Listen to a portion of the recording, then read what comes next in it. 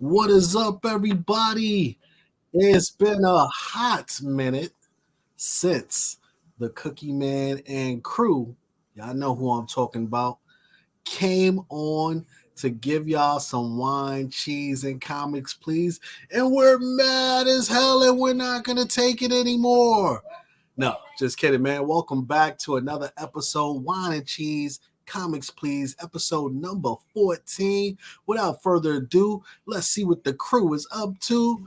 What is going on, Matt? How have you been, brother? Well, for first off, I had to blow the dust off this jacket. So that was a Let problem. me, brush some dust off your shoulder, homie. Second off, we're putting another GPS tracker in Kyle's left ankle because, quite frankly, the last show we did was in August and it's November, and I was about to find a way to go back in time to pull this man in front of a camera. And third, my God, by the end of this year, we are having a party for Liz Barnes. I don't care what it takes.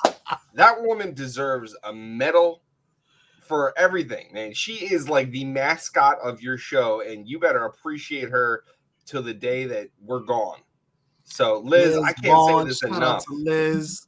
Y'all know her. Y'all love her, Liz. We love you. Happy birthday, Liz. It was her birthday a couple days ago.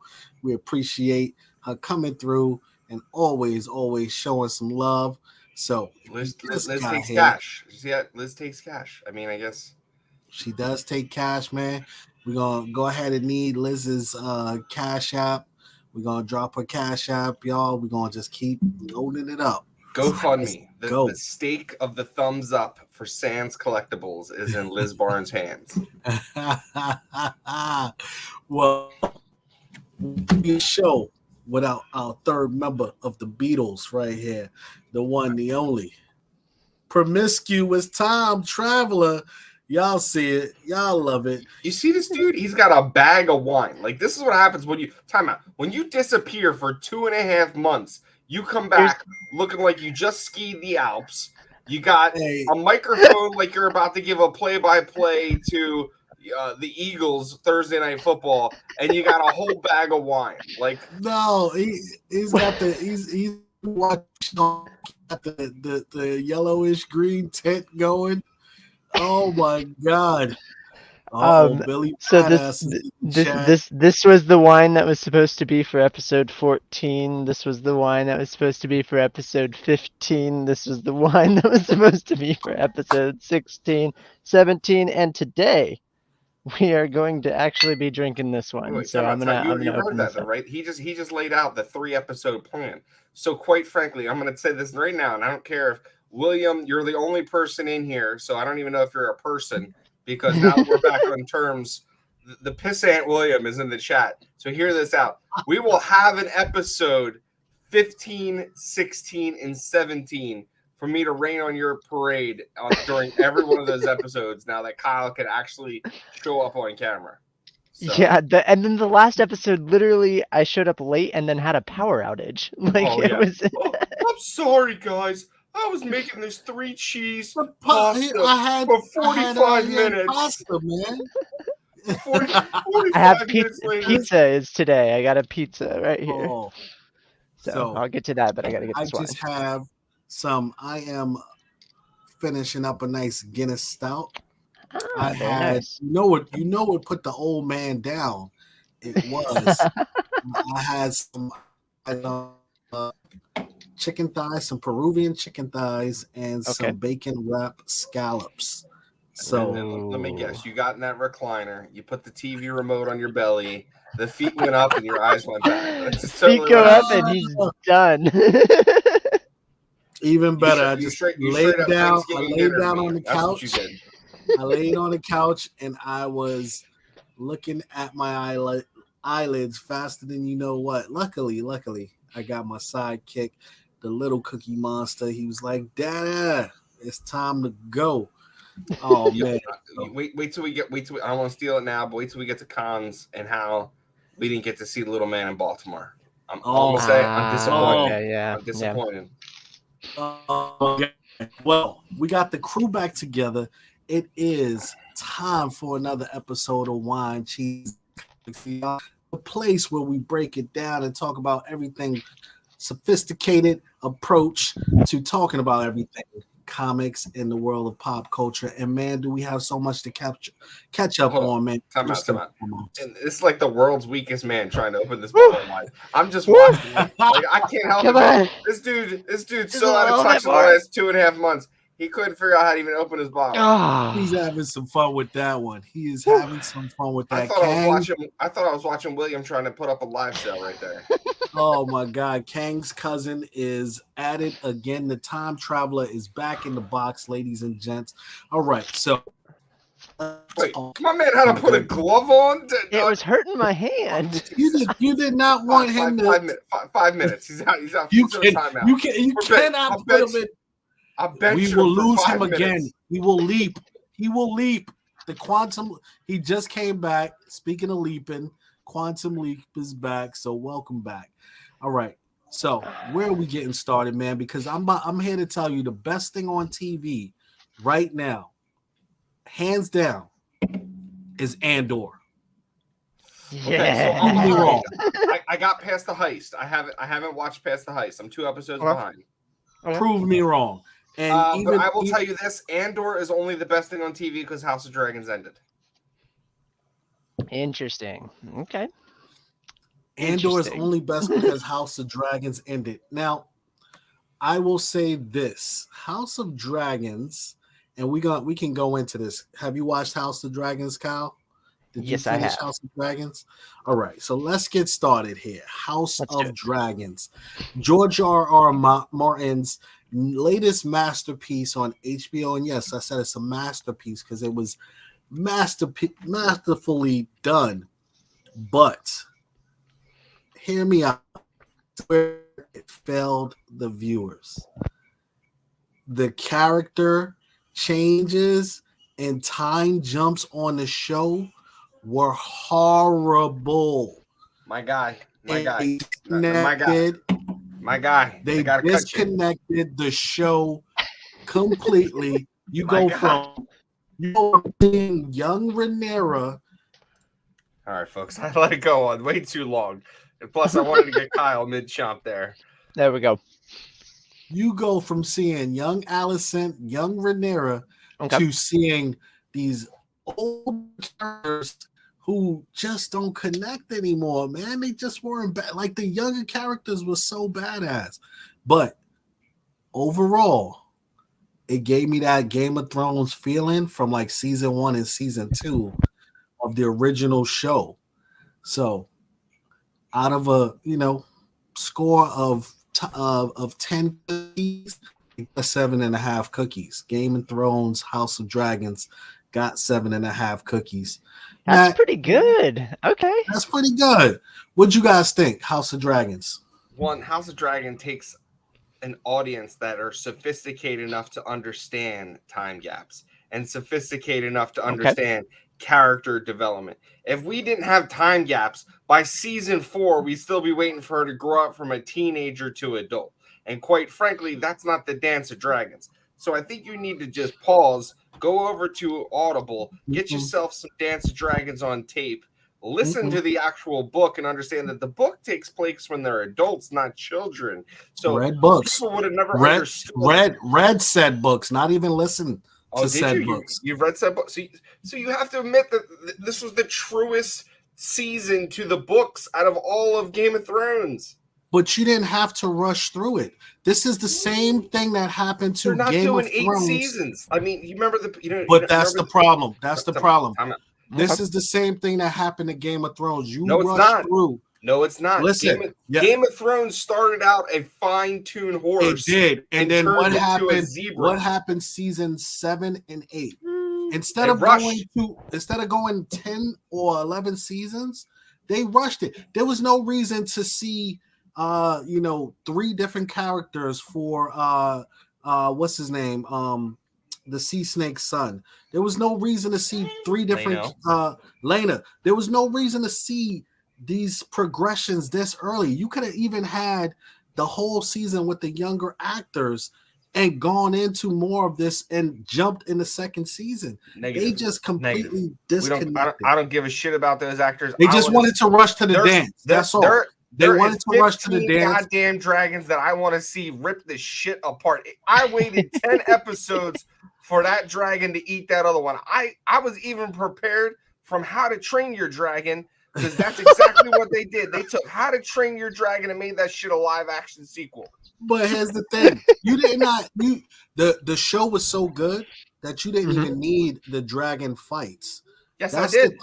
Yes, I did. Because the second at the end, and spoilers, sorry, y'all got to get up and catch up. But the second that my man rolls up to the castle and sees that big ass motherfucker sitting in the corner, my butthole puckers. I'm hopping back on my dragon and I'm fucking leaving. Sorry, my mom will take care of this in a couple of weeks. I gotta go. Like, first of all, I ain't leaving. I'm like, no, I demand to stay here until I'm not leaving. Yo, that was crazy. But and again, that's a change from the book, right? Because you don't see the ribbon that the girls actually do to later. Yeah, book 3. Right. So, long story short, loved the show. Thought it was fantastic. But there was some character development and time gaps that I would have loved to seen done better in terms of the Strongs and Rhaenyra with the kids. Yeah, like, because there was nothing there before they jumped.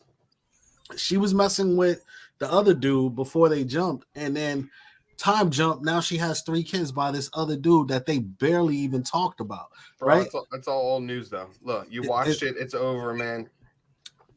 There's the last always 3 episodes were all that matters. What was your out of 10, Matt? Yeah, what was your out of 10, Matt?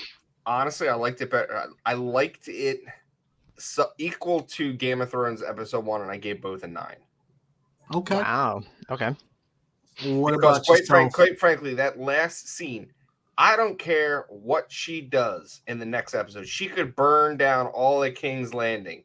She's justified in everything she does. She could literally kill everyone, just like Daenerys did, and everyone was like, "Oh, but man, much better development of a character over seeing her than seeing Daenerys go crazy, right?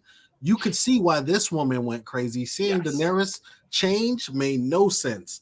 Like, this lady lost her child, her dad, and the throne all in one episode. That's how crazy that was. I can't believe in episode 8, those townspeople showing up to announce Aegon as king didn't want some type of restitution to being jerked off on for like 15 years.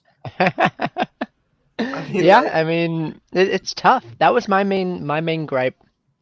I'm giving it a 7. I think I'm the lowest here. Okay. Just because there's no respect for that. I don't respect that at all. Well, you okay. So my thing is based on more of the drama with Martin and his writing fiasco, and how I don't think that he may not be the most like creative mind behind what's going on, because it seems like everything paused when his partner decided to go separate ways. And I mean, we've only been waiting like 10 years for Winds of Winter, and right? We're never gonna get the Winds of Winter. He only announced that I'm about 3/4 of the way done. Yeah, so I'm a little upset with that. At the same time, the time jump was a little wonky to me, but it's so hard because you have to cast actors that literally have to envelop the same emotions that happened in the other actors. It's very challenging, and it kind of missed the mark a little bit for me. But I'm hypercritical on that kind of stuff. Like, that is, like, I come from an acting background, and when I see performances that were done so well by the younger actors, which I'm usually super critical about also. Exactly, yes. But we've been seeing a plethora. We've been seeing a plethora of child actors doing, and she's not even a child either. But younger actors just crushing it, and I'm absolutely on board. Their acting chops was so good that it just made the other actresses. It was almost a step down. Because they could not live up to that hype. It was a great story. And that was my problem. And I would have loved to see more of Larys and other people. There was enough to do more episodes for this season, or spread it out. Tell me this: could you see Millie Alcock playing Something Killing Is the Children? Oh, that's the younger actor playing what's her name? Yeah. Playing why is it escaping my mind right now? Erica? Yeah, Erica Slaughter. Oh. I could see her really playing that role. Yeah, I could get down that's with that all too. That's all I could think of is seeing her play the teenage to like early 20s. Yes, bro, she could play. Netflix needs to see. Netflix has the capability. Something, Stranger Things, right? How successful that was. You could tell what production level. That if they put that on Something Is Killing the Children, they would kill the game right now. Literally. I think they're trying to. Well, they just renewed Sandman 2 to season 2. Yeah. So that was big news. We got one more season of Stranger Things, so that's big news. I'm excited for The Last of Us. The Witcher killed. Well, Last of Us is HBO, so yeah. But I'm just saying. So Netflix, Witcher 4 news with Henry Cavill kind of killed The Witcher. The Witcher's going to drop. Yeah, I like Liam. Don't get me wrong, but I'm sorry. I literally felt like they just destroyed the. Why do you think he left? Well, he's not happy with the direction. They're not following. They're not following the books and they're not following the books. How the video games were. He's not happy, and we're talking about The Witcher right now, guys. And The Witcher, another one of the fantasy video games, comics that. Yes. If you're a fan, you want to see people stick to kind of the authentic product. And so we go back to House of Dragons. I'm like, you're a fan of the books. You want to stick to authentic product. I'm so happy we got to that. It only took so long to pull it out of his hands. No. But listen, I had to line that hook up. You're still setting up for the Dance of the Dragons. There was What's the name of the book? There was no need to rush to that, though. But what's the name of the book? You've already and not only that though, but they also skewed it towards us liking Alicent. I mean, not Alicent, us liking Rhaenyra. Game of Thrones is the biggest spoiler. Go back and watch Game of Thrones, and you know everything that's going to happen in the next 4 seasons. Yeah, that's fair. They literally tell you the climactic moment when Joffrey spills the beans to Sansa. Exactly what happens in Game of Thrones. They skewed it towards us liking the blacks over the greens, and that shouldn't have been that way either. Like, there was some moments within this season that I felt like, okay, they took creative liberties and they did not have to change it. Like when Alicent made the offer to when Rhaenyra made the offer to marry the children, that solved the whole drama right there. That wasn't her in the books. She didn't make that offer in the books. And so why would you have her make that offer? And now you make Alicent look like she was the bad guy for wanting to marry her kids together. Because she needed Rhaenys to join her side so that Rhaenys could protect the Stepstones. That's exactly why. Because quite frankly, the only other thing that could have solved that is Leonel, or I always forget his name. I always say it wrong. Coming back and being like, she never killed me. She actually saved me. And no, but I'm talking about even before that, when she was still at King's with the king at the round table, and she offered to marry her kid to Alicent's kid. Correct. And right there would have ended all conflict. The king was for it. Alicent wasn't for it. That never happened in the books. Because Alicent's not for anything. Alicent's for following her father. Just drink it from the bottle, Kyle. Come on. I mean, we got 5 episodes. I wanted to give it a last. Come on. With regards to House of Dragons, man, I think it has been some of the greatest TV in the last couple of years since the Game of Thrones. Still, I give it a 7.5. Kyle gave it a 7. So what are you giving Matt gave it a 9. So what are you giving Andor? So right now, yes. Sorry, right now, with Andor, I am going to say it is a solid 9. So so Andor up until the heist to me is like a 5.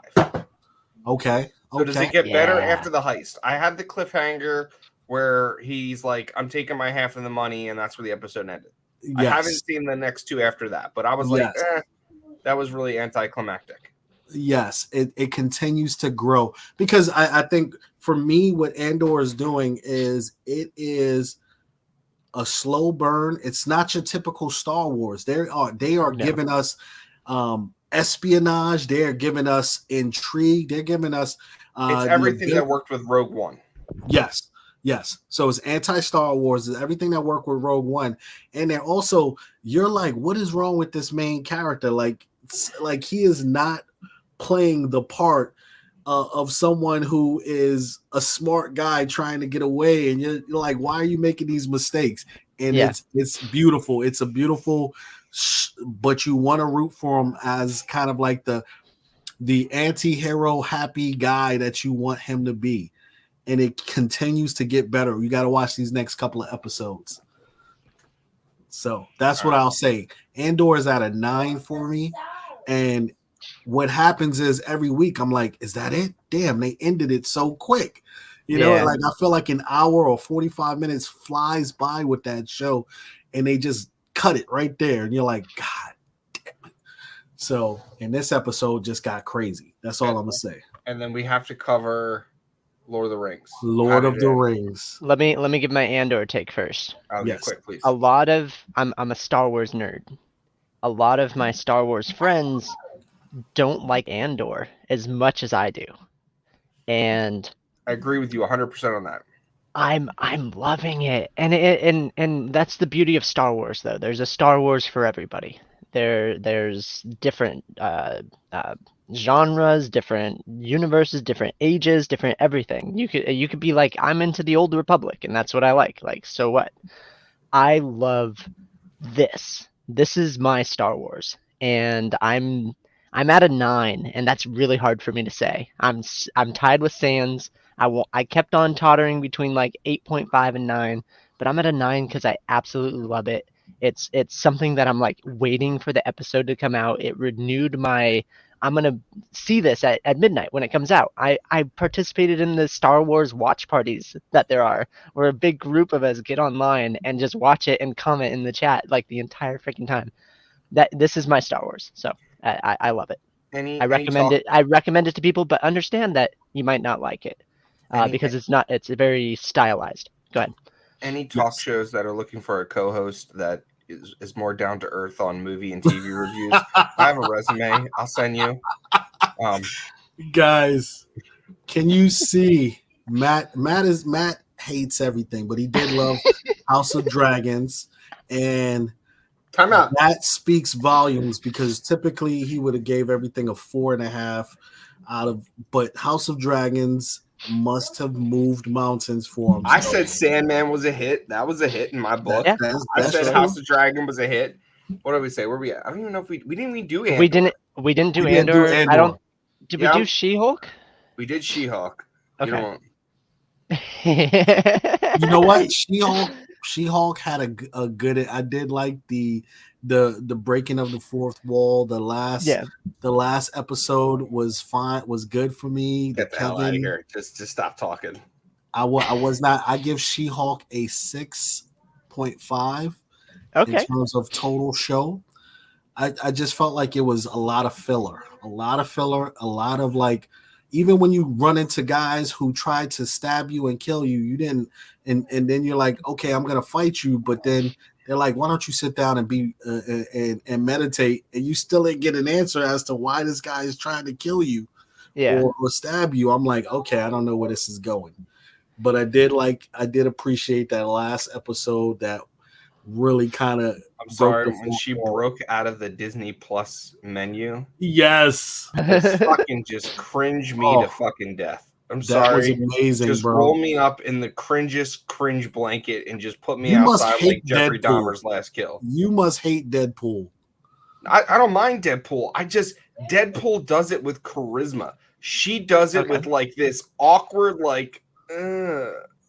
And I liked her as She-Hulk, and I've read She-Hulk, and I understand that's how the She-Hulk books are. So I'm not against it. It's just how Disney interprets her comedic relief and portrays in this show is just dumb. I'm sorry. I will just say those episodes. So was it a hit or miss? Was it a hit or miss for you? It was a miss. Those episodes were not meaningful for me. So I was still a hit. I'm a sucker for Jamina Jamil though, because I loved Good Place. Yes, and good. And the scene at the wedding, I just watched it over and over and over of her just like completely whipping this fight. You know who stole the show for me? Abomination. Abomination. Okay. Yeah. But he was he wasn't the Edward Norton Abomination. He was the stupid Shanghai fighting Wong Abomination. Yes. How can you take a true Abomination in Edward Norton and then dull him down to a dude with flipper? Like I but he has a harem. They made him into like a cult leader. They made him into a cult leader with like all kinds of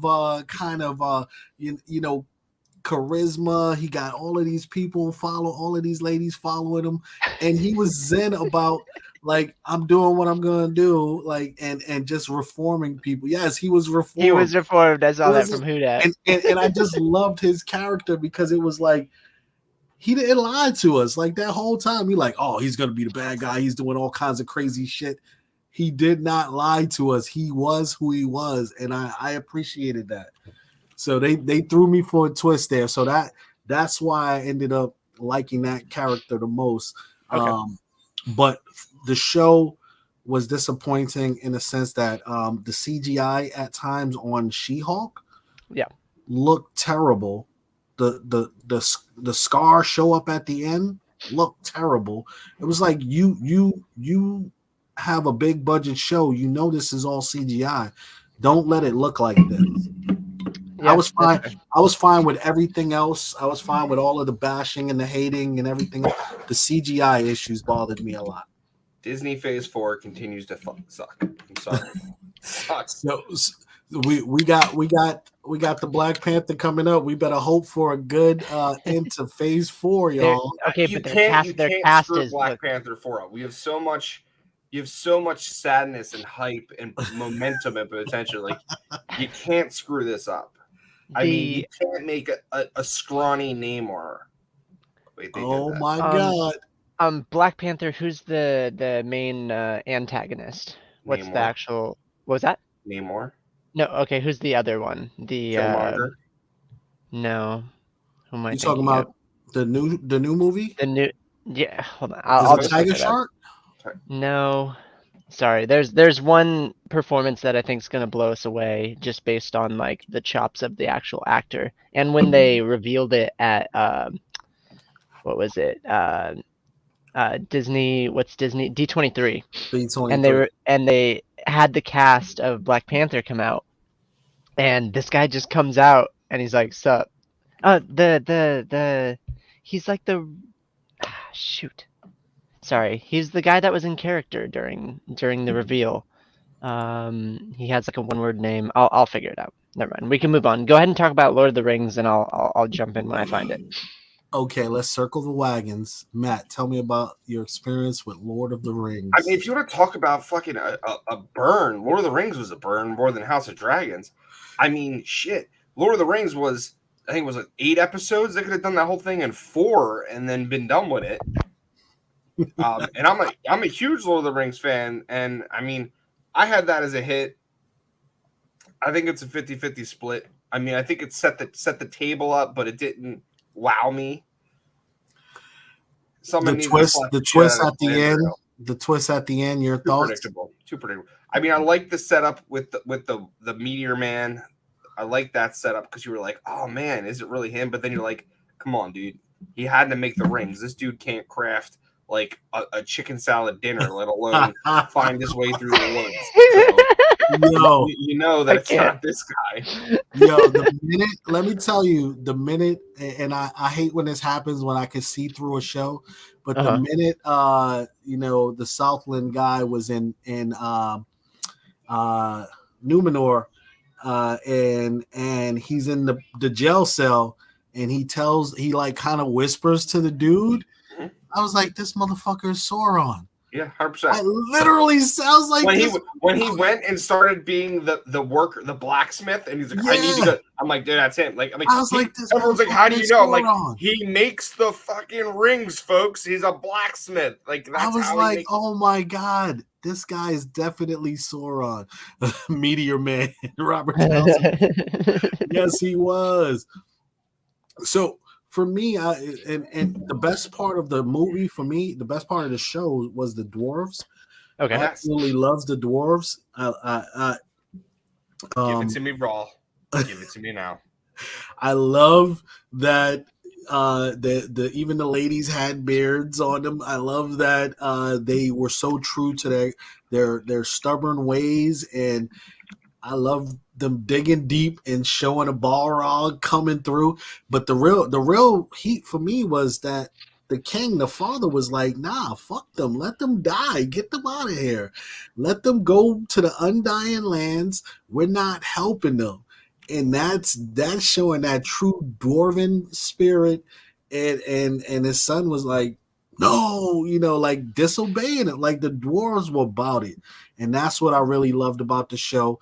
I thought the stranger, the meteor, man, was an interesting twist, because when those kind of Sauron followers caught up to him, and they were like, Master, come back to us, and blah blah blah, and then they were like, it's not him, it's the other one. I was like, oh, they did it. They did that really good. But I agree with you, man. It was so much filler, so much like, I didn't need to see all of the Southland stuff. I didn't need to see half of the stuff was just not like you're doing world building, but you did it bad, in my opinion. So yeah, I give it. I liked some of it. I'm giving it a strong 6, in a sense that I feel like it set up a future season. Of course, they have to. I mean, they're invested for 4 seasons. Right. But they got to go with it now. Like, they took 8 episodes to get to, like, fighting. And they had to create Mordor. It's the same thing House of Dragons did. Right. But they did it poorly. Right. And that fighting scene was not great. It was like, we waited all this time for you guys to do this? Whoever said that fighting scene compared to Helm's Deep, I literally wanted to pick up a ham sandwich and slap somebody. Look, there was like a bunch of reviews, like the best fight scene since Helm's Deep, and I was like, I can't even right now. I just turned off the TV. Lucian, I'm with you, Lucian. It was there was a lot of liberties taken. I'm okay with the discovery of Mithril at this time, because they're building up, for the elves to need some of this, but they're building up for the dwarves to be destroyed by Balrog. Right. But also the part about the elves and them needing it to save, the trees and the dim of the light, all of that good stuff. I was fine with them using that as a ultimate tool to kind of put some type of presence on why they needed it and what was going on. But I agree. I just think, like, you took too long to get to things, and you didn't give us everything we needed this season. Like, I was like, come on, you can go much faster than that. My favorite part of Lord of the Rings is when Jeff Bezos lost $1 billion.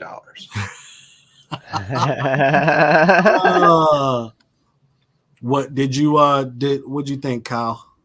I am not liking the stylization and the way that the show like presents itself. It seems like weird, like the lighting choices that they're making is really like absurd to me.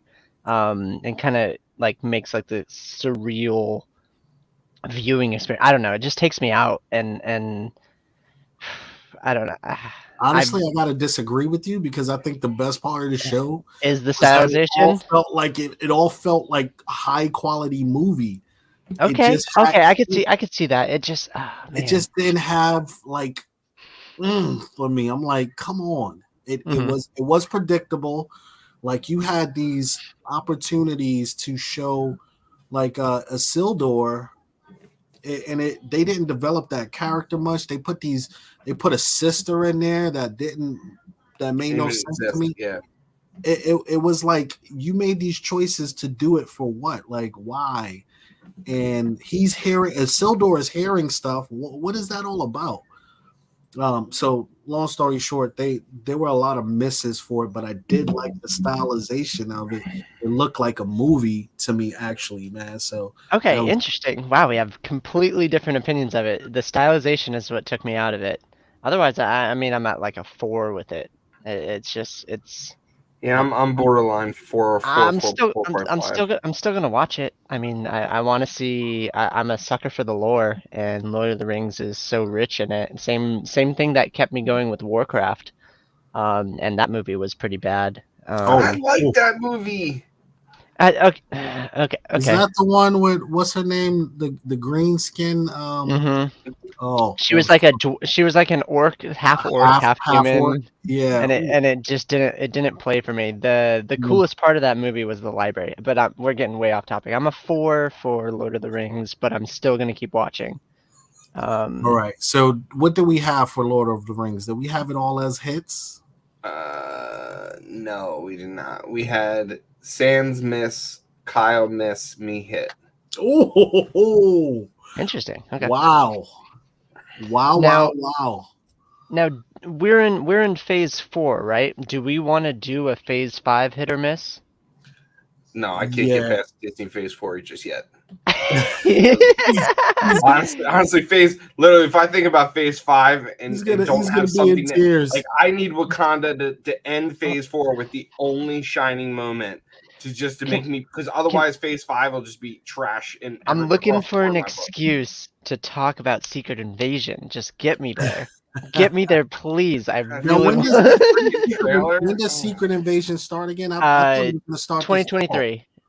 Spring 2023. Okay. So that makes sense. It's right after Quantumania, Ant-Man, Wasp. So and look, I'm gonna say Quantumania, Ant-Man, Wasp looks like Shark Kid and Lava Girl. Say it. Sorry. Oh no! I'm gonna say it. Okay, but Shark Kid and Lava Girl, like, how can you screw up my man MODOK so bad and not make him an oversized robot? Like, yeah, did they do that? Come on. I have not even watched that trailer, man. I've been avoiding trailers for whatever reason. Okay, so I could not find the character that I was thinking of. We'll revisit it in the next show. But yeah, there's something coming up in Marvel that I'm really excited about. But I think it was just the M'Baku actor that really, like, he's really good. Oh my god, yeah, M'Baku's amazing. Oh, M'Baku, badass, man. Absolutely. I would have loved to see him be Black Panther. I just but okay, sorry. There was a lot of opportunity for any of them to step up and be Black Panther. They went typical, but I'm okay with it. Where are we going after this? We're going to talk a little bit about comics and value these days. Cool. So, are we ready to transition, y'all? Has the bubble burst on the comic book industry? Is that I think we're almost realigned. We're almost realigned to realistic levels. That's okay.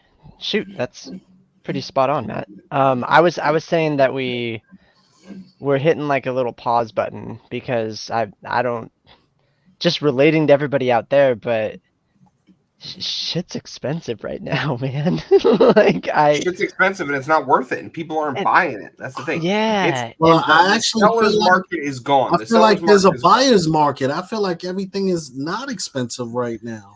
This is a buyer's market for comics, but what I'm saying is everything else is expensive. Like I went to the grocery store and I spent like $400 instead of $250.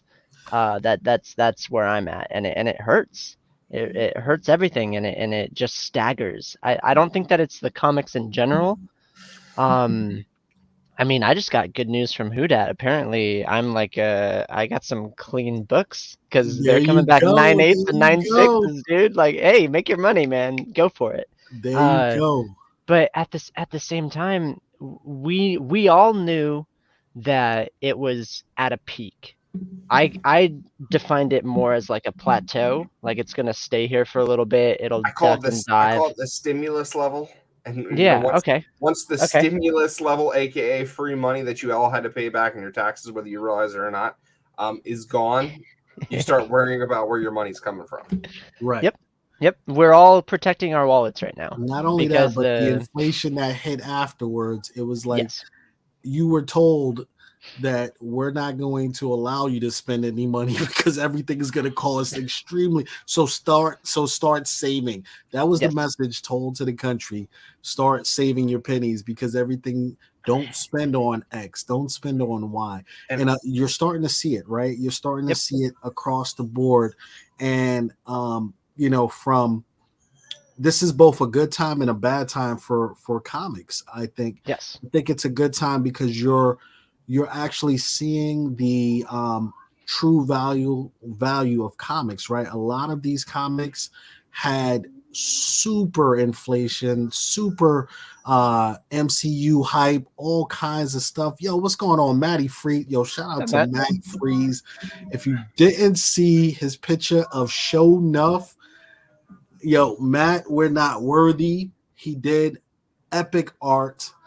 And it will be live on the Madhouse tomorrow. So make sure y'all go. Actually, no, don't show up. Nobody show up to Madhouse, especially while Matt is selling that. So I'll be there. But Matt, I want you to read my comment as "Sup, Matt," and then I kick your wrench across the floor. Oh my god! Level of disrespect. Oh my god! But yeah, going back to the comic bubble, so we're looking at a time where, the price of some of these major keys, some of these major moderns, some of these. Do you feel bad though? Do you feel bad when someone bought a key for 5,000 and last month it sold for 2, and they're now sitting on a book that they bought for 5,000 and they can't even try to resell it for half their cost? You look at it right now, Matt, and it. There's some upside down. It's literally the housing bubble.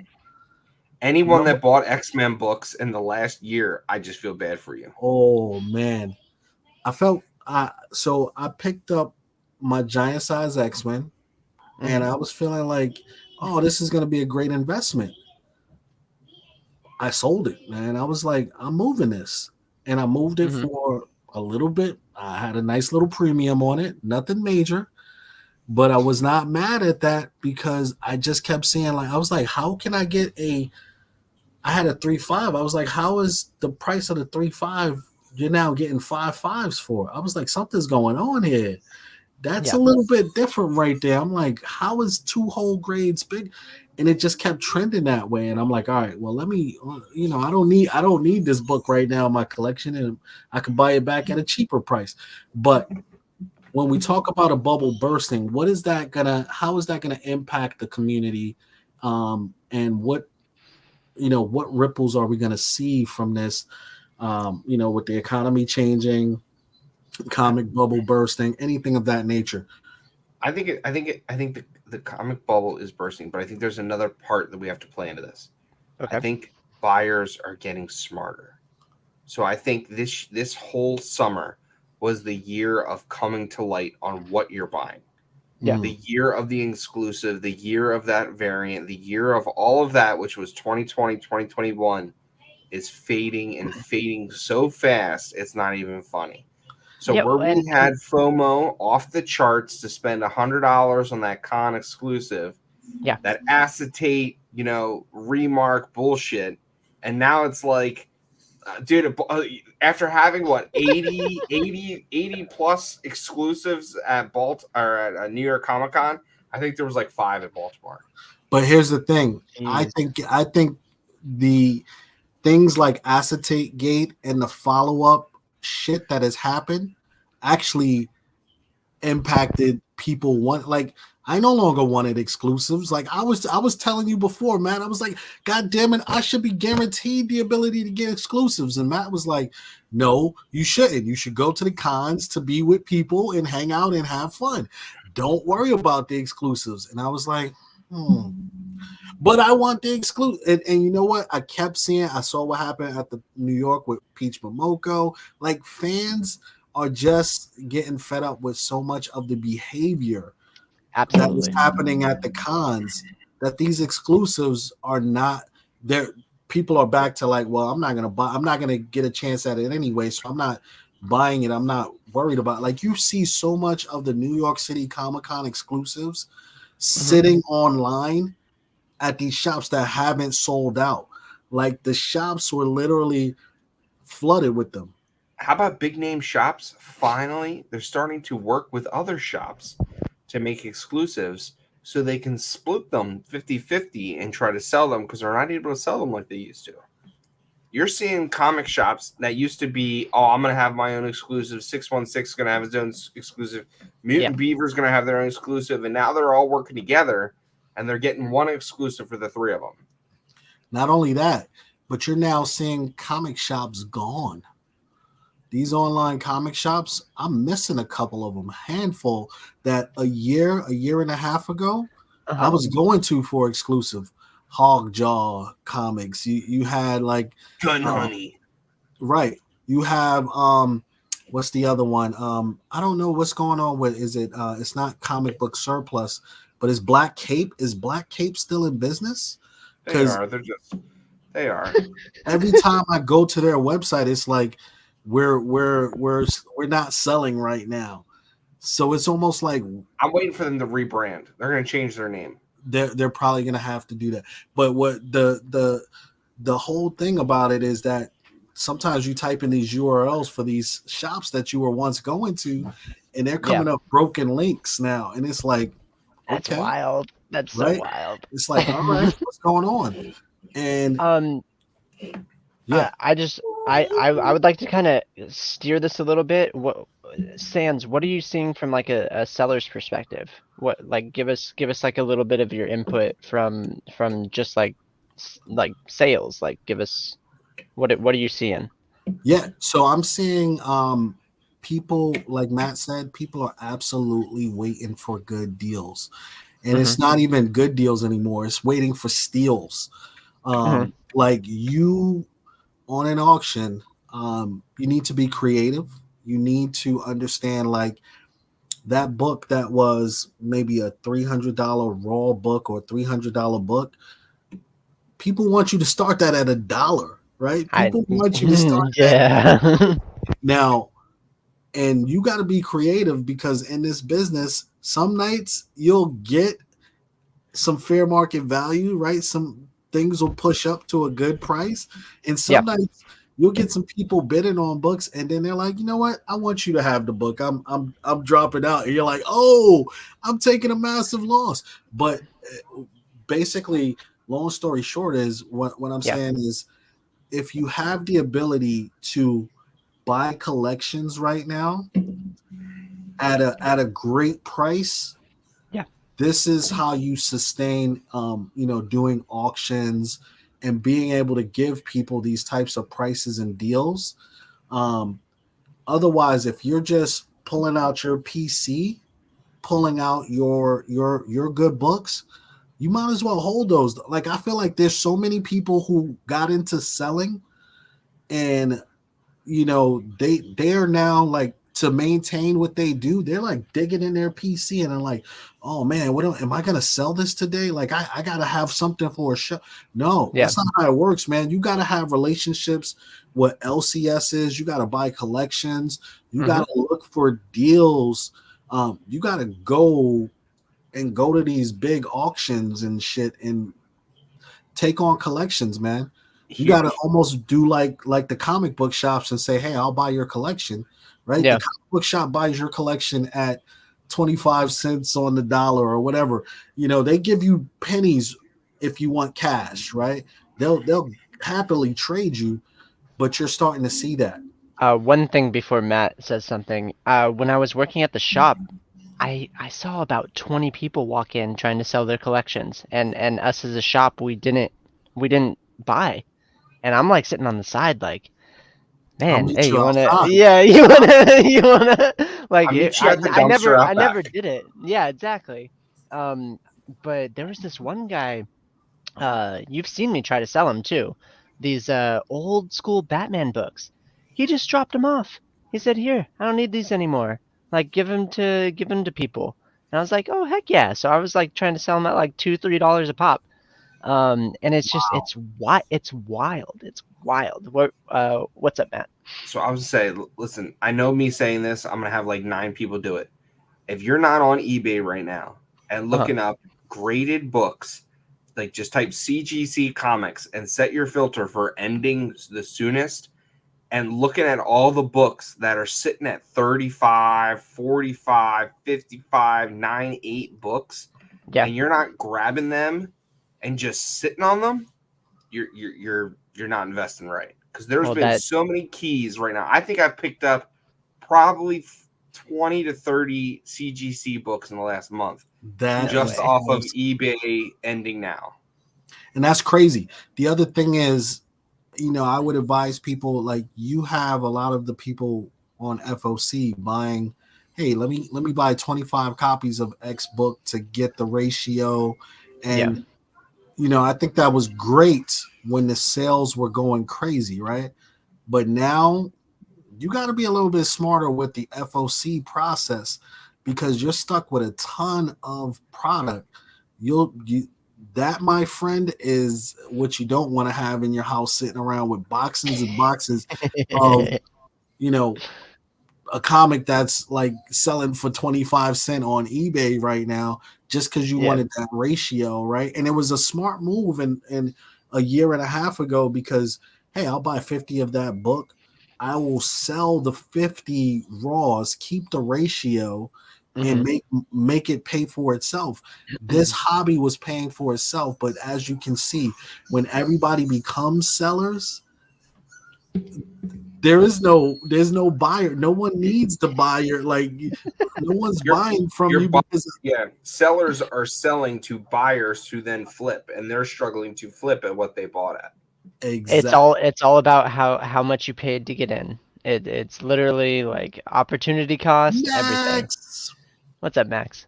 Yeah, I mean, y'all know my story. I got in super cheap, and that's why I have deals. It's literally that simple. Like that's just what it is. But it's interesting. The thing that pisses me off to this day is we had a golden age of independent books, great stories, great art, and they're still not worth anything, and it blows my mind. Like, literally, go back to my YouTube channel and watch like my stupid videos of my top videos. Read some of those stories. They're freaking good. That's the thing. This content is awesome. This hobby is awesome. My eBay store is called Hobbies Funding Hobbies, which is literally what San said. It was funding itself, and it was awesome, and we had a great time. But there's also the aspect of people are holding onto their wallets, and shit is tough. And I apologize if anybody's going through some tough times. But we're here together. So and even in the cons, I'm gonna be honest with you. Even in the cons. Every booth was wanting to make a deal. Oh yeah, I'm telling you this. Listen, I slapped myself in the face. I made a James Tynion Joker 2 mistake at Baltimore Comic-Con. Oh, okay. Yeah, I did. So when you hear, so I got, again, Batman 423, the hottest WonderCon, MegaCon. I had a primo, flawless first print book, CGC on site. Sending that off to the Todd McFarlane signing. Did I not just pause for a moment and understand less than 5 feet from me, Jim Starlin was there, and I could have had Jim Starlin sign it and then send it off to Todd McFarlane to sign? Literally. And I'll tell you this, Jim Starlin's booth at Baltimore had no one at it. You can just you could have cruise up and say what's up for 20 minutes and nothing. Brother, I sat there after I processed it with CGC, and I sat there and I was like, "What?" I said, "Like, look, can we just pause on this? Like, can we change this real quick? I need to." And it was too late. I couldn't do it. Oh my god, bro! We all have those. Well, no, you have those moments. You're allowed every 2 years now. I see. So, but I'll be honest with you, every booth wanted to make a deal. Oh, you see that slab for 150, which is over market value. I'll give it to you for 75. Like, I'm talking not even like 50, not 20, like half price. Right. Interesting. Like I'll be honest with you, me and Nemesis made bank on trade paperbacks. We were getting trade paperback $20 books for $4 a pop. Full runs of trade paperback. God. What? Yeah, $4 a pop. People just wanted to move after being there a couple days. People just wanted to move product. I know it's nothing, but $2. That's crazy. What? $2. I sell trade paperbacks at half off. So. $24.99 retail value. Nuts. I'd sell it for $12. And here's the thing: when you take a look, and Kyle brought up a good point, man. Yeah, it was a golden age of independent comics, man, and they also had an ability. They shot up, skyrocketed, right? The We Lives of the world, the Something Is Killing the Children, Barbarics, all of these independents that were coming out week after week after week. It was just like, oh my God, did you get that new indie? You got to have that in your collection. The stories are actually good, but why are none of them holding any value? Because people aren't reading. People don't have time to read. I'm going to be real with you. I'm going to be real with you right now. People are not reading. If I watched probably 50 people buy Gun Honey, Grimm, any independent book, and I asked them how many people actually read that story, I guarantee you I'd be less than 20%. I think that's accurate. I agree with you. Fully stand by that. People wouldn't know a good story with good art if it smacked them in the face and they held them down to read it like Clockwork Orange. I'm being real with you. People are like, oh, the influencers told me to read this. Oh, this was the hot thing. Oh, Bird City. I love Bird City. So Bird City. Shout out to Bird City. I'm all in, man. I met Anthony at Baltimore. It was so good talking with him. Yeah, I met an aunt at New York City Comic-Con. I was looking for Laura, but she was out. Yeah, so I got we're doing shout outs. But I'm just saying, like people like Bird City, they put out banging covers with retro books. But how many people actually read 8 Billion Genies? Like if you sat down, like, oh, you got that. Kyle. I know that, but I'm saying, but like, it's freaking awesome, dude. Are you kidding me? The people, if I stood next to Anthony, to every person that picked up that fourth print at Baltimore Comic, it was $50. I got 2 of them. But if I stood there and was like, hey, did you read it? I guarantee you, out of the 50 people that bought it, I would have had 5 that said yes. All I want to do is going back in time with Kyle to like 3 months before 8 Billion Genies came out, and Kyle was like, guys, and I think it was right on one of these episodes. It was on this episode. It was on this. It was this episode. He said 8 Billion Genies, don't sleep on it. Don't sleep on it. And I got a bunch of number ones, but I should have got the Super Mario. I should have went all in on the Super Mario covers. Could have retired right now. Sold them at $500 a pop.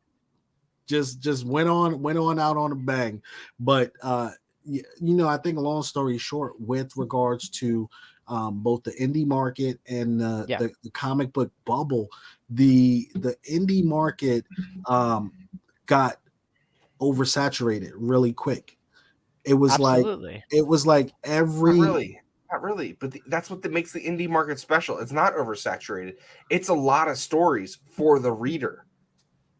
But I feel like every week there was like another hot book. Not just saying, oh, Boom Studios. Damn right. You had Scout. You had Image. Yes, every week there's a hot book because finally these writers, these artists can do what they love, not what they're told to do. No, but nobody's reading the book, Matt. That's what I'm telling you. I disagree. No, but so who's buying all these indie books? Because they're not reselling for anything. But what I'm saying is, you just said if you ask 10 people, if 9 out of 10 of you read it, only 1 out of the 10 would have read the book. People were doing the Superman of the 1990s again, because people were buying 15 copies of Grimm #1 and all of these indie books, which was kind of inflating this market. Instead of reading the good indie books, putting value behind some of them that you love, and pushing that. You just had people selling it. This is the hot book. All right, let's make a variant cover. Let's go on Whatnot. I haven't even been on Whatnot as much. Like I tried to go on Whatnot the other day, and it was like almost like a ghost town in a sense, a little bit. Like I think some people are thriving. I went on Pedal and Pete's show. How was that? Look, I love Pedal and Pete, but man pulled some sheep's wool over my eyes. He had my number one Batman 121 First Mr. Freeze Hunt book, and dude, my clock is ticking to close out that book on 2022. And then he goes, it's the raw insides, but it's a facsimile cover stapled to it. Oh my god! I just watched this motherfucking show for 5.5 hours, and my man Pedal and Pete just hit me with a facsimile cover. Pedal and Pete, hold on. First off, I wanted to like be the impartial person where I was going to side with Matt, and I was also going to side with Sans about what we were talking about with indie books, because you guys are both right, but like literally you guys always like combat with like certain things. Because I'm right, Sans wrong. No, you guys are both right. Understand that, and I need to. I'm right, and Sans wrong. I need to address Pedal and Pete, because I'm not sure if he's a real thing or not. Thank you. Not a real thing. He's a chicken fucker after last night. I'm not sure if is he an actor? Because I can't watch his show and take him seriously. That is the only thing I have against him. I've met him. Okay. He's not like that truly in person. Okay, good. Because good show. He's a salesman.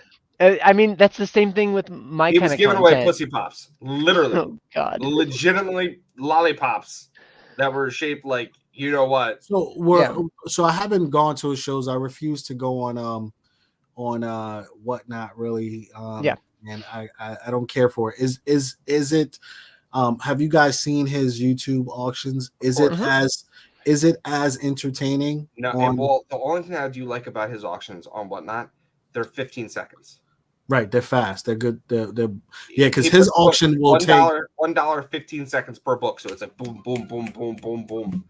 But you gotta know what he's putting up and know if it's a value and bid on it. There's no time to look it up on eBay. There's no time to check it out, and it's just that's the only thing I like about it. But damn, did he get me for 5 hours? I sat there waiting for that damn book, and when he said that, I literally Amber was on, and I was like, I'm going to fucking bed. But do you think he's making money? Do you think he's making the same money on Whatnot? Are the books selling like they were on YouTube? Because I don't feel like because I talked to people. Because he could, so like on YouTube, I was a big bidder on his FF5 on YouTube.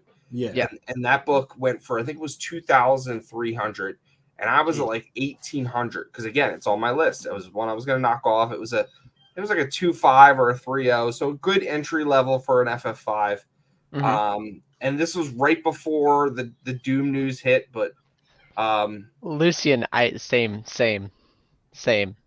Okay, keep going, Matt. Sorry.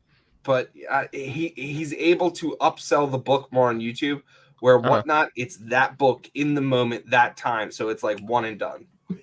Yes. It's not even upselling on YouTube. That motherfucker basically says, if you don't buy this, I'm going to throw this book through the screen on your ass. Right? He's polarizing in that aspect. I totally agree with what... He's raw and... man, like I said, I do parody content. I'm supposed to come off as like this, like, is he serious kind of guy? Oh, he's that serious. And Pedal and Beat just has me shook. Regardless, what Wolverado said, totally agree. Absolutely, Wolverado. So yeah, that's right. I also think that right now we're seeing a lot of exclusives. Man, it is just the exclusive train. Yes. And that looks like it's about to take a little bit of a hit. I'm going back to the cover A's, maybe the ratios, but not the 20 different exclusives, man. I think you can tell when an exclusive cover is going to be fire. Yes. Get in on that. By all means, you see the next 8 billion Genie exclusive cover, get in on that. Whatever. Number 4 Super Mario Brothers 2. Yeah, it looks good. It looks good. Shout out to you know why it looks good? Because it comes with a slip case with it. Right. So it's not just the cover. They're truly bringing all the elements of retro with it. Right. But shout out to Who Stands? You didn't finish your shout out. Oh, to Bird City and Trish Faulkner. Cool. But it's also they're also hitting that kind of plateau because they're hitting like people are all right, it's another one. You know what I mean? Like you got to keep innovating. Like I feel like the fourth print is nowhere near where the first print was going. Like that book is going to be OG, and they're kind of so people are going to want to collect because they're completionists, but it's also not going to garner the same amount of money as that OG yellow cover did until it gets optioned. Until it get out. Well, it's already optioned. 8 Billion Genies. I'm just saying, like any of those books, I think it's top variant until it gets optioned, and then it spikes again. Okay, you're saying that as a general. Yeah. Okay. Like, totally. You're gonna have the hotness now, the fall off, optioned, the hotness, the fall off. I remember what I was going to say. Go ahead, Kyle. No. Go. What we're also seeing is the hype of pre-MCU, pre-option or option news is wearing the fuck off. Tell me about an MCU book that's been good that you read. I can't tell you one. Tell me about a DC book that you read that's good. Swamp Thing. Penguin Year One was. Penguin Year One was. That was that Riddler Year One. Bad Day. Yeah. That Bad Day was awesome. Riddler Bad Day was still my best book of the year so far. But here's the thing: what I'm saying now is you used to have anything that was tied to MCU that was, this movie just got announced. It's not spiking anymore, and it's not staying. Same with this book just got option news. You'll see a slight spike, and it used to last for a while. That is 2 weeks later, it's back to where it was. So these spikes aren't even holding in terms of option news. Like you could say this book is optioned, and everyone's like, isn't everything optioned? Isn't it literally everything optioned at this point? And so it no longer matters. And I think it goes back to what you said, investors. Well, two things. Comic book collectors are getting smarter and more savvier, but has investment money left the comic landscape? That's my question. I feel like it's just trickling. Because I feel like at one point we had a lot of money that were not from comic collectors in this industry. Okay. And they were swooping in, buying up all the keys, creating FOMO on some of these big books, creating FOMO on some of these modern keys. And I feel like that, but yes, stimulus money dried up, but I also feel like those investors have gotten out the game. I don't know if they've lost all their money, i.e. the GameStop, kids that crashed the party and lost all their money afterwards. Oh, come on. It's just not the money that we saw a year and a half ago, stimulus or not, is not there. So that's my part there. I will ask a question. What is wrong with collectors collecting what they want and us staying like tight as a community? Like there's like everybody has their list of what they are trying to get, and it's dipping in price right now. So go get it. The buyer now has control. Okay. Obviously. We can finally resettle the market. Cool. But we have to do it. That's great. But you know what? Absolutely. The other thing is, we finally got smart. Like, I hate to say it, but like, again, all this influencer drama, all this Comic-Con drama, all this nonsense. Like, you don't see people buy in 75 copies of an exclusive book. You don't see people like, oh man, I got to get this book at Baltimore Comic-Con because it's, Batman 423 nickel-plated cover that if I scratch it, it'll smell like raspberries. I mean, if anyone creates a scratch and sniff comic cover right now, I want my cut. All I'm saying. I think that's a great idea. Ren and Stimpy #1, the Stimpy, the cat litter bag book. Yeah, it smells like You cat scratch it, it smells like burnt money because that's what you say. Just wasted money. The raspberry variant wins. I agree, man. I do want some raspberry I got variants. a movie gift card that you scratch it and it smells like buttered popcorn. So oh, that's awesome. That had me don't ever buy the jelly beans that have weird flavors because one of them tastes like fart and another one tastes like I don't know, throw up or whatever. But it is some, and it looks like it's the popcorn flavor one sometimes, and I'm like, son of a bitch, you guys tricked me. But those are pretty bad. It's like the everlasting beans. Can I be real for a moment? Like, yeah, the con drama took con fun out of cons this year. It definitely did.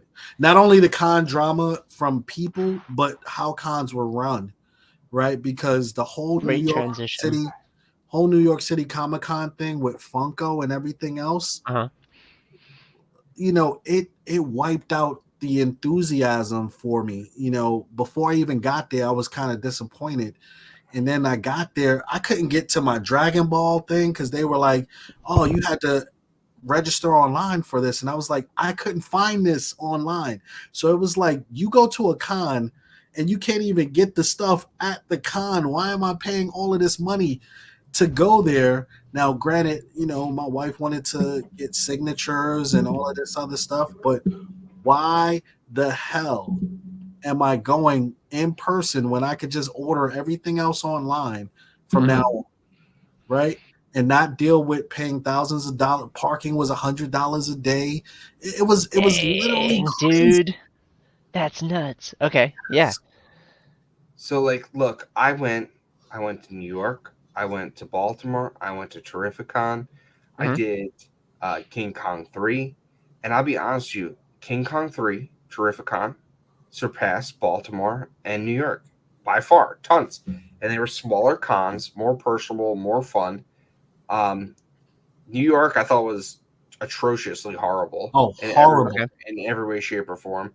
Baltimore, I thought was better, but it was nothing. Like artists, celebrities, like none of that. It was very low key.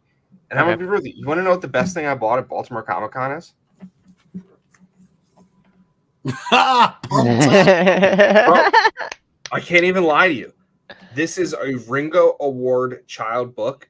And this book, since Baltimore Comic Con, I think my son and I have read this 5 times over. And it has spawned into him wanting to draw. I was saving it for the end to give a plug out. But like, it's his son's drawings. And he took his son's drawings and turned them into a comic book, and the comic book is phenomenal. You know what? I got a little guy that's drawing. I'm about to do that same thing. Heck yeah, dude! And like I can read this book. I actually contacted Adam Walnut, the writer, and said, "Look, I met you at Baltimore. We need to talk more, and I want to talk about what got you and your son into this and everything else." But can I tell you? Oh, sorry. Go ahead. Go ahead. I didn't care about it. John Leguizamo was there, and I was like, "Yo, what's up?" Literally, like, and I had media passes. I could have interviewed him. I had no interest. I had, like I said, I totally forgot Jim Starlin was a booth away, and no one was there. Yeah. No one. Lucian makes a good point here. And go ahead, Kyle, because I know you wanted to say a point. Oh, yeah. I just wanted to say something based on what you guys are just talking about right now. My favorite thing about comics in general is that it like fosters creativity. There is a thing called a smash comic that happens every free comic book day, depending on your store and stuff like that. But at the store that I worked at, we had artists come in and they drew a panel, and then we just let kids continue the panels. And everybody that came up, they just started like writing their own panel, and then we smash it all together and make a smash comic book. And it's everybody seeing their own work, and it starts off with a professional artist and it ends with a professional artist. But the journey is just everybody having fun and making this cohesive story. and that relates to what Matt bought, and it relates to what your little guy is drawing. So I think that's beautiful. And again, like I took my wife, and my wife's been to a lot of cons now, especially with her starting her own channel and her own show and the charity. Absolutely, yeah. You know what her biggest buy was at Baltimore? Fucking smelly soap that was shaped in a Lego figure for my son. Like when you go to a Comic-Con and your highlight is a Lego soap bar. Mm-hmm. We left halfway through Saturday. We were there all day Friday. Huh? Cons are built for burnout, though. Like literally, they're designed for you to wake up super early, get into a line and stuff like that. I went to WonderCon and I showed up at like 2 p.m. and I had the greatest time because we're getting older and we can't exactly like stay awake for a certain amount of time. Right. You didn't focus on being on every line. Yes, you made it about having a good experience for yourself. Absolutely, that was it. There's nothing wrong with leaving early. A Frank Miller signature on Saturday was $300. You know what? I bought Jim Lee signature on Saturday was $500. I bought this book for $20. It came with a free Frank Miller signature. Best buy you ever had. I didn't go buy it. I went back Sunday to take my little guy to New York Comic-Con. Mm-hmm. It was it was terrible. We left, paid another $100 to park. We left within an hour and a half of being there. That's how terrible New York City Comic-Con was. Yep. Did not even wait to go see Frank Miller to get a sig on this book. But see that you couldn't in Baltimore. There was no lines. You had to prepay through Baltimore Comic-Cons and buy one of the Frank Miller or Jim Lee panels to get it. Okay. And they were like, "Oh, Jim Lee Platinum Bundle, $500. You get a Jim Lee Baltimore sketch, and you can bring up to 9 books to sign."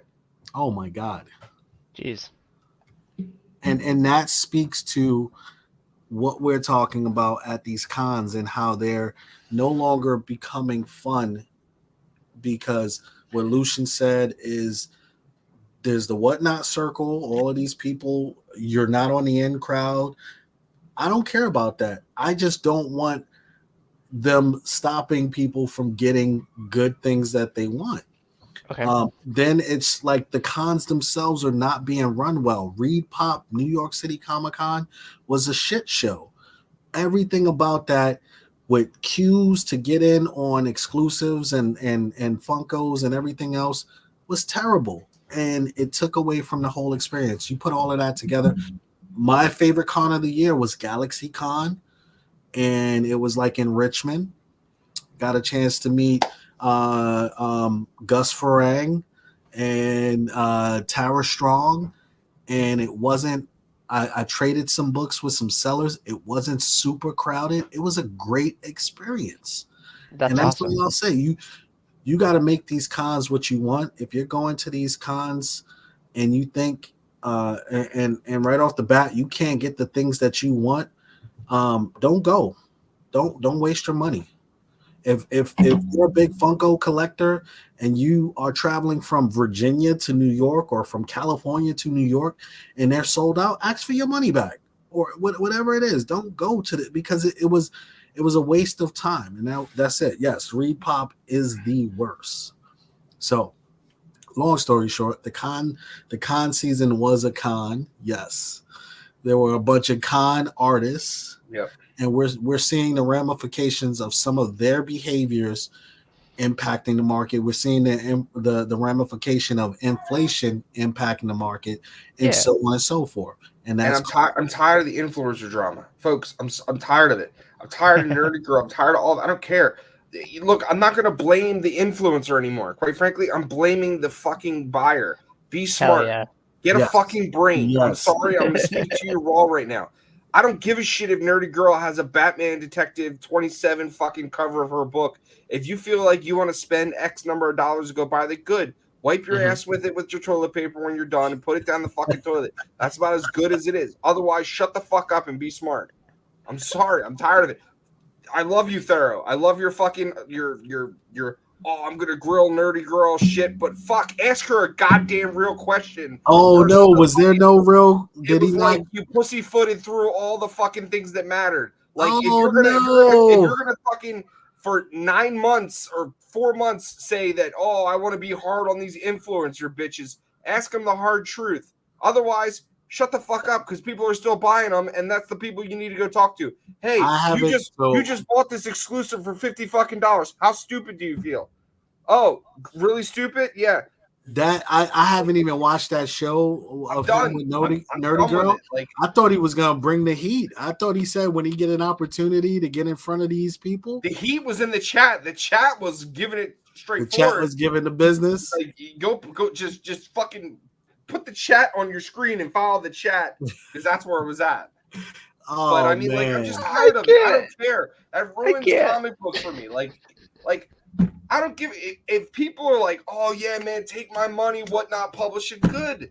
When that dude turns around and like, oh man, honey, here's our 401k fund. I got 15 whatnot published in first editions. And then like they're trying to put their kid through college and he goes to sell them and it's like $15. They can't even get a bus ticket to the community college. I don't want to hear it. I'm done. I'm done. Like buyers be smart. Wake the fuck up. I'm sorry. That's it. The end. Chat was lit. Apparently that Thorough chat was lit, man. So please, shout out to Thorough, man. But I thought you was gonna give him the business, big homie. It sounds like it was, just some canned questions there. I haven't watched it, man. So we shall see. Oh man. Everybody who is watching right now, I want you to go back and I want you to listen to what Matt said after we're done here. I like this, Lisa. That was some of the most. So here's the thing. We believed in this book. And we put it out there. We put our money into it. And with the hunger, we didn't sell out on the hunger, and we didn't have a major backer pushing it for us. It was just two people saying, hey, this is a good read. If you're interested, we got a good artist to be on it. And even the artist shitted on us. It was 100%. Crazy. The artist shitted on us. Right, look, I would say that Sheldon Burker, I'll never fucking do business with him again. I don't care. I'll go raw with that too. Fuck that shit. We spent what, $1,500 on that exclusive, Lisa. Let's just call it, and that's a low ballpark. We had to wait almost 8 freaking months for an artist to sign his signature that he told me that would take more than 2 minutes of his time to put his signature on that book. We sold that book for, I think what it cost us to print it, $15 more than what we paid for it. We didn't tell you, oh, this is a top 5 fucking hit list, and I didn't need Comic Goof Tom to be like, oh, this is on your hit 100. We had no influencer. It was picked up. It is being signed by Aftershock. It did get a 10-book run, and I didn't go to a con and say, hey, you should read this, and it's exclusive to New York City. Right. We had no machine behind it, but I love that question. So it makes a lot of sense, right? I think the con exclusives, and it's very similar, right? We're trying, we dabbled in the business of creating a cover and selling it from our hearts, though. It wasn't like, hey, we got 15 million people that bought up our cover only to resell it to you at triple the price and say this is the hottest book on the market. No, we had to tell you from start, like, hey, if you feel like supporting us, buy this book. Even hell, we'll read it for you online. I'll open the book and read it to you to show you it's good artwork and that it's something you should actually want to collect, not just 10 people on Whatnot getting together to say, hey, let's all buy up all of these exclusives and then resell it to people at triple the price because they set and control the market. Max, didn't he do? What didn't he do? Like, I'm not even going to go in. Matt, if you want to talk about it, I will light Sheldon up from now until the end of time. Listen, what I will say is my man Matt was very raw with regards to how business was handled. First of all, our first package to go get signed magically got lost. So we sent a bundle of books to the artist to get signed. It got lost. That delayed everything a month and a half. And Canada still will not honor the insurance claim because they have a time for finding, which they can't show to me in any policy, but they're still searching for that box due to Canadian Post. Yeah, so that's burn number one. But then we send a bunch of books to the artist, and the artist says, sure, I'll sign these, but I'm not going to send them to the next person to sign. I'm going to send them back to you. So you have to then send them to the next person to sign. And I'm going to, not only am I going to tell you, I'm going to sign them today and not sign them for the next 3 to 4 weeks. Months. No, don't. Let's call it what is months. It became a shit show. So long story short, the artist also involved in this what was making this a nightmare for us, but we didn't complain about it at all, man. We still stick behind the product being a dope book. The book's amazing. And all we can do is say, hey, when people get on and they start to read this book, if it ever gets out there, like completely out there running with Scout or the others, and they want to come back and buy some, absolutely. But shout out to everybody who supported. And that's the difference, right?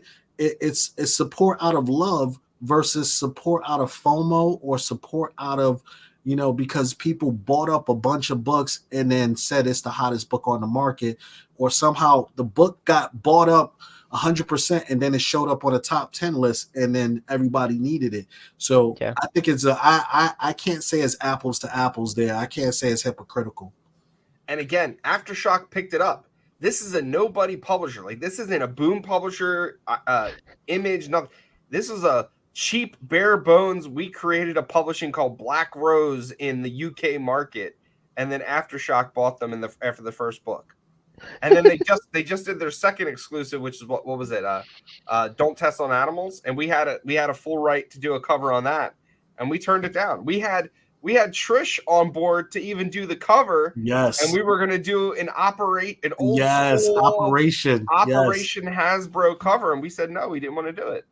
Yeah. We literally, and that's the other thing, man. Support what you want to get into. Take a shot. This is a not only an opportunity for you guys to get in and read things, but there's an opportunity for you to get in and create and do what you want to do. And that's what we did. We took a shot with it. So it's a beautiful thing. I'm gonna have, when they do get back to us all signed and good, we'll have some great collections. It's still going to be my first book ever made. And that's going to be a milestone for me and all of our supporters. They're just going to have great products that if they open that book and read it, they're going to know that it was a great read. That's all that matters. And William, I got to agree with you, man. A good exclusive comes out maybe once a month. But look, good independent books, there's a ton. Read the damn books. If you want a good story, independent books are the way to go. They have some amazing stories, amazing character development. But damn, if not those store exclusive pissed me off this year to the no end. Mm-hmm. And to answer your question, Max, for me, I would say ratio over exclusive. Ratio over exclusive. I agree. I think right now, if you can't afford the ratio, just buy the cover A or B, whichever cover you like. But if you had the opportunity to choose between ratio or exclusive, I say ratio. If I could go back and do it again, I think we had 300 copies of our book. I would have burned 150 of them and kept it at 150 rolls and just said, these are for the people that want to read a damn good story. I'm down with that, but I think we needed to make a little bit of money back. I'm sorry, I cost you money on that book, but that's no, I did. And that's the thing, right? You miss out on every shot you don't take, and it's a proud entrepreneurial experience. So if someone else can sit here and say, hey, I have my own comic book and do that, that's beautiful. So I'm not even worried about the financial investment. I think that was a great opportunity to invest in. And I'll tell you, Matt and I were both 50-50 on the fence to do a second, a new, we've had options to do 3 more different exclusives. Not Tested on Animals, The Hunger 2, and the new one he just came out with that he's releasing this week at something UK Con. It's about vampires. Yeah. So and we turned them down. We just said it's not the right time. It's we want to let people read the story. Go ahead, Kyle. Your hand's raised. I feel like I've ignored you this whole time. I need to say something, and I've been trying to say it for about 10 minutes. So, folks, you can wait about 5 more minutes just because I just want to see him laugh backstage. So that's what made it worth it. I can't. Okay. For those of you who are watching, we have 14 people in the chat right now. The past 15 minutes or so has been the most real comic chat that I've ever heard in my freaking life. Everything that was said, please just rewatch this. That was so real. Everything that you two were saying, you'll see my reactions too. The entire time I was just silent, reacting to all of this.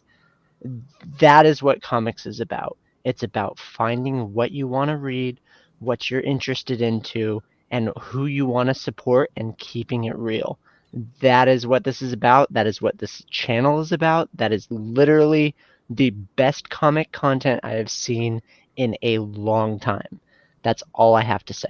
And I don't care what it costs. If you love it, pay it, because it only matters to you. Right. But don't pay it and then be like, oh shit, I paid $50. Now it's only worth $20. Why is this happening? Because you should have fucking known that shit. I think at the end of the day, we always say collect what you like and love what you collect, right? Easy. And the easy part about all of this, right? Fucking tacos all day long. there are still for me, and shout out to Lisa, because she collects beautiful covers, and me too, right? If the cover looks amazing, I want it. I might not even ever crack the guts. I might not ever crack the guts of that comic, because I just want the art. The art is a beautiful thing. So much so that I'm now into art and prints, man. Like, B&G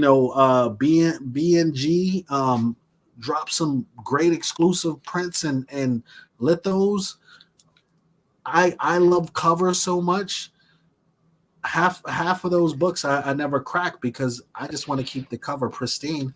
Now I'm buying the art prints and different things. So heck yeah. I want William to go to the school for the kids that can read things. That can read well. How can they read little books? They're so small.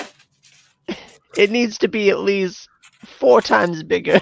Here you go, Sans. Talking about art, I had to scour for this one. That is an original Bob Kane Batman sketch. Oh, nice. Oh, that is badass. That literally was in a gallery in New York City to track down original Bob Kane art.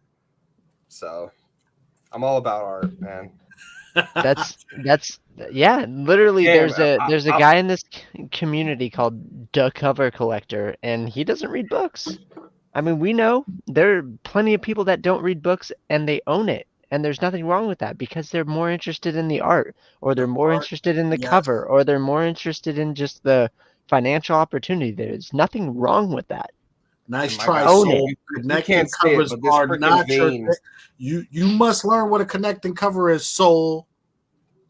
I'm telling you, the vein on the side of my head is about to pop because again, at Baltimore Comic Con, like Jem Mint was there, Tom was there, Nerdy Girl was there, and I could put all of them in a goddamn dumpster and lit that bitch on fire and roll it down the street because quite frankly they took away from everything that con has to offer.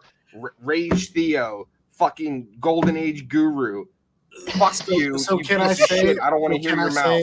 Like, can I just say I love Bird City Comic. Anthony was amazing. Short box. So here's New York City Comic Con. I go up, I'm like, yo, Anthony, what's up? Blah, blah, blah. He's a little busy, so I go to look at some of his stuff. Who's selling his stuff? Mm-hmm. Nerdy Girl. I literally was like, oh, Man.